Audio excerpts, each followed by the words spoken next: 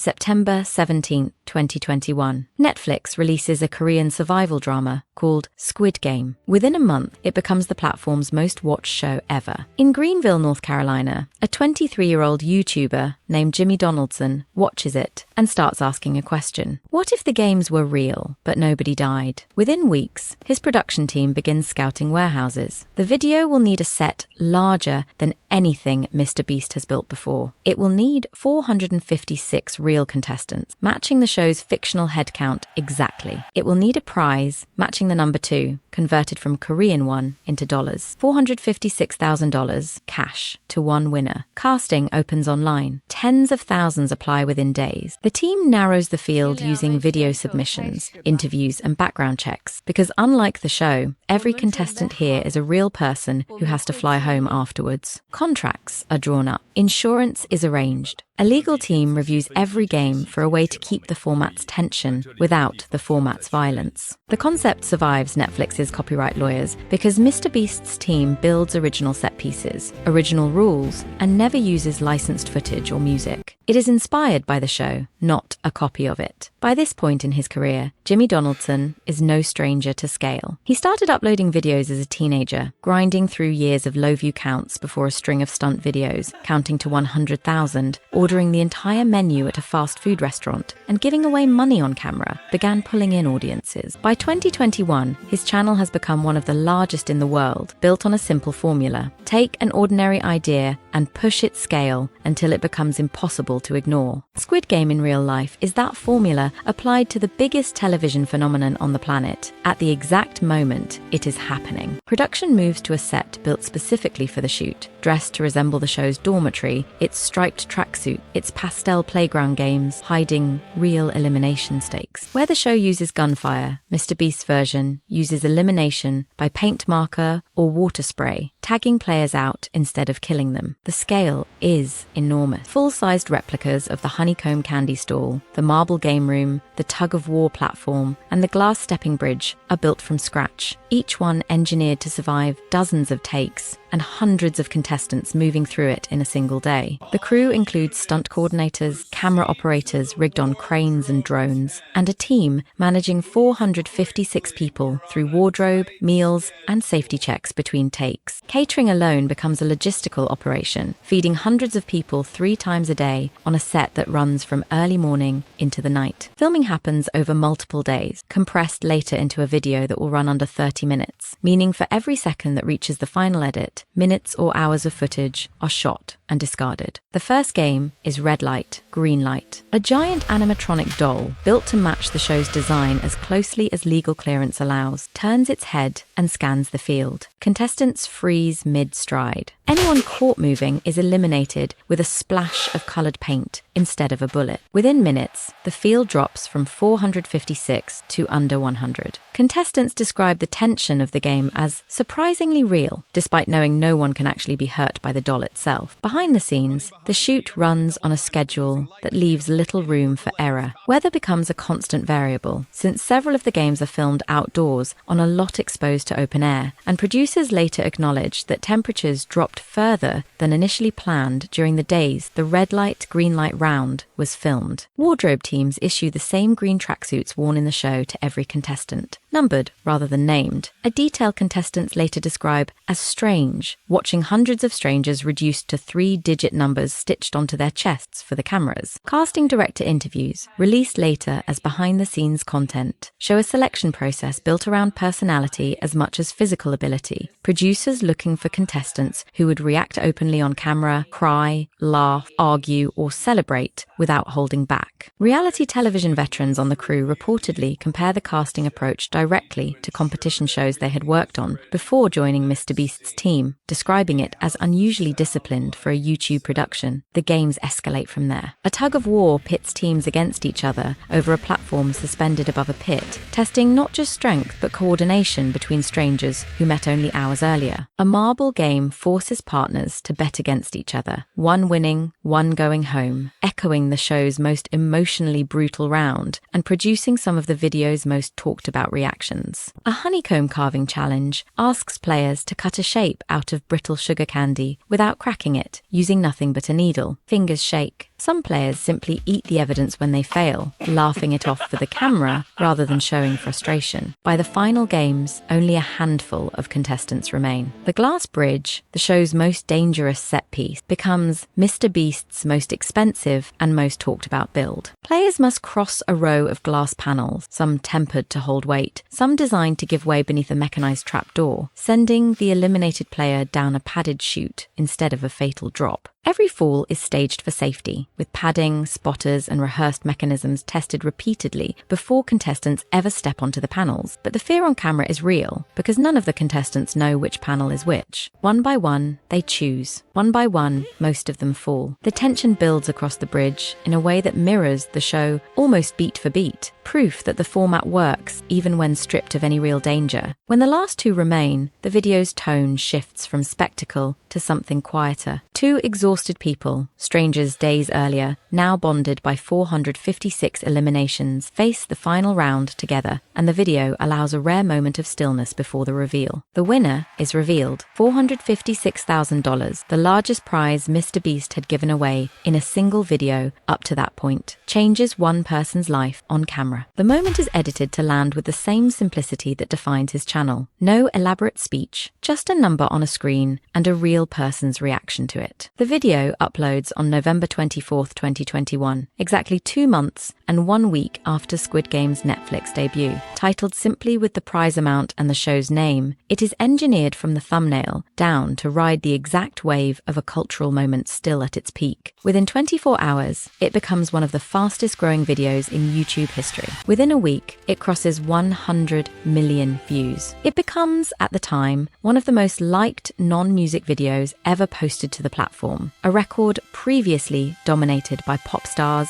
and movie trailers. Reaction videos flood the platform within hours, reaction channels breaking down individual games frame by frame, comparison videos placing MrBeast's set pieces side by side with the original show's production design. Clips from the video circulate independently on other platforms, stripped of context, reaching audiences who have never subscribed to his channel and in many cases have never watched a full-length YouTube video before. Analysts point to the timing as much as the content. MrBeast released the video while Squid Game discourse was still dominating group chats, while parody accounts and fan edits were still trending, while Netflix's own show sat comfortably at the top of the charts in 90 countries. He had, in effect, built the theme park version of a show still selling out its opening weekend, releasing it before any competitor could react. Netflix itself never issues a formal complaint. Executives at the streaming service are reported by industry press to view the video as free marketing rather than infringement, a fan project so large and so polished that it extends the show's cultural footprint well past its original release window.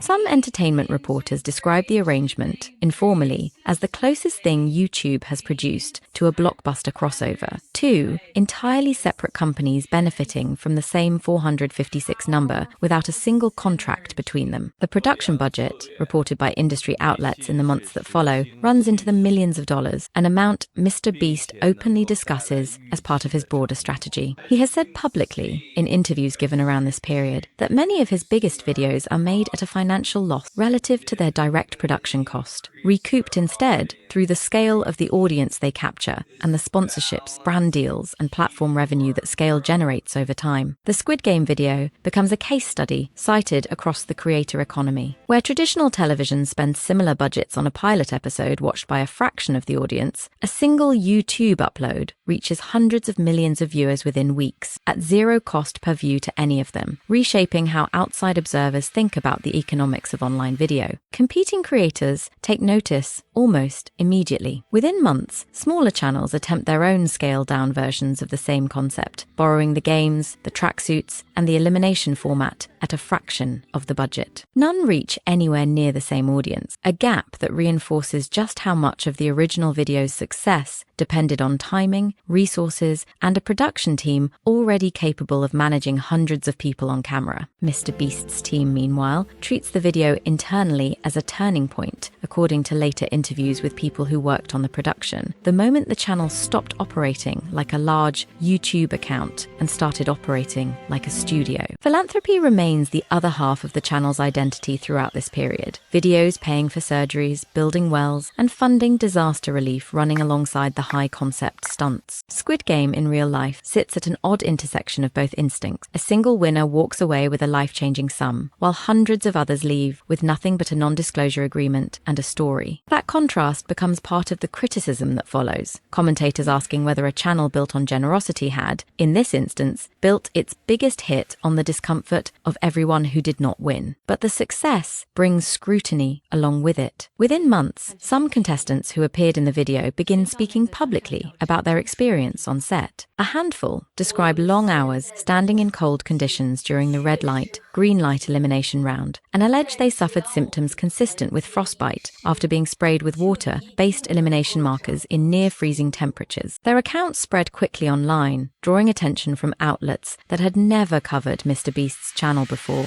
In early 2022, a group of participants files a legal claim against the production, alleging inadequate medical attention and unsafe working conditions during filming. MrBeast and his team publicly dispute the characterization of the incident, stating that medical staff were on site throughout production and that safety protocols were followed. The dispute plays out partly in public statements and partly through legal channels, becoming one of the first major controversies of MrBeast's career to attract mainstream news coverage, rather than staying contained within YouTube's own ecosystem. Awards recognition follows the following year. The video and its creator picked up by mainstream entertainment press, previously indifferent to YouTube culture, profiled in outlets that had spent years covering television and film almost exclusively. Business publications run explainers on the channel's revenue model, estimating advertising income, sponsorship deals, and merchandise sales tied to the video's record-breaking numbers, although MrBeast's team declines to confirm exact figures publicly. The video's legacy becomes double-edged. It cements Squid Game in real life as a proof of concept, both for MrBeast's ability to translate a global cultural moment into an original production almost overnight, and for the growing pains of running productions at a scale that increasingly resembles a television studio rather than a bedroom YouTuber with a camera. Contestant welfare, labour conditions, and duty of care become recurring questions raised by journalists covering his subsequent videos, especially as the challenges grow larger and the prize pools grow with them. Within 2 years, the format MrBeast tested with 456 strangers, and a Netflix-inspired set becomes the direct blueprint for something bigger. He begins developing a full-length competition series of his own, eventually announced as a large-scale reality show for a major streaming platform, built explicitly on the lessons learned from managing hundreds of contestants through physically demanding elimination games on camera. Larger budgets, larger prize pools, and a full production infrastructure follow, turning what had been a single viral upload into a recurring business model. The Squid Game video is credited, in interviews and industry coverage alike, as the moment the idea first proved it could work at scale. What began as a fan's tribute to a Korean survival drama becomes the origin point of an entirely new kind of production business, one still being built out today, one still facing the same questions about what happens to real people caught inside a game built for an audience of millions. Contestants continue to come forward years later, some praising the experience as life-changing, others repeating the same concerns about safety and treatment that first surfaced in early 2022. In the years after the video's release, MrBeast's channel continues to grow past every previous benchmark, eventually becoming the most subscribed individual channel on the platform. Squid Game in real life is frequently cited in that growth story as the single video that introduced the channel to viewers outside its existing fan base, pulling in an international audience already primed by the show it was built to echo. Translated versions and dubbed uploads on regional channels extend its reach further into markets where MrBeast's English language videos had previously struggled to break through. The eventual reality competition series that grows out of the concept launches with a budget reported to dwarf the original video many times over, contestants competing across weeks rather than days for a prize pool advertised as the largest in television history. Journalists covering the launch repeatedly trace its lineage back to the 456 contestants and the borrowed Netflix aesthetic of late 2021, treating the earlier video less as a stunt and more as a pilot episode that happened to air on YouTube instead of a network. Other creators in the same orbit take note of the model too. Large collaborative channels built around groups of friends begin experimenting with their own high-budget challenges challenge formats in the following years, borrowing pacing, elimination structure, and prize framing from MrBeast's playbook, even when the subject matter has nothing to do with Squid Game itself. What had started as a single homage to a Korean drama becomes, within a few years, a recognizable genre of its own across English language YouTube, imitated far more often than it is credited. Fact-checkers and media literacy accounts periodically revisit the original video years later, cross-referencing contestant interviews, budget estimates, and the outcome of the legal claim as new details surface. Some contestants who were eliminated early describe the experience warmly in retrospective interviews, framing it as one of the strangest and most memorable weeks of their lives. Others, including some named in the 2022 filing, maintain that the physical toll of the shoot was downplayed at the time and remains understated in how the video is remembered today. The gap between those two accounts, one describing a dream production, the other describing an operation that pushed its cast too far, never fully closes. MrBeast's team continues to point to the medical staff present on set and the safety measures built into every dangerous-looking stunt, from the padded shoot beneath the glass bridge to the rehearsed choreography of every elimination. Critics continue to point to the frostbite allegations and the sheer number of people involved as evidence that even careful planning has limits once a production scales into the hundreds. What remains constant is the number itself. 456 became a signature, stamped across merchandise, referenced in later videos, quoted by fans who were never on the set but knew the figure by heart. A number borrowed from a television show's prize pool turned into the identity of a real production that outgrew the moment that inspired it. No settlement has ever been made public, and neither MrBeast's team nor the contestants involved have confirmed how or whether the matter was ultimately resolved behind closed doors. The lawsuit remains unresolved,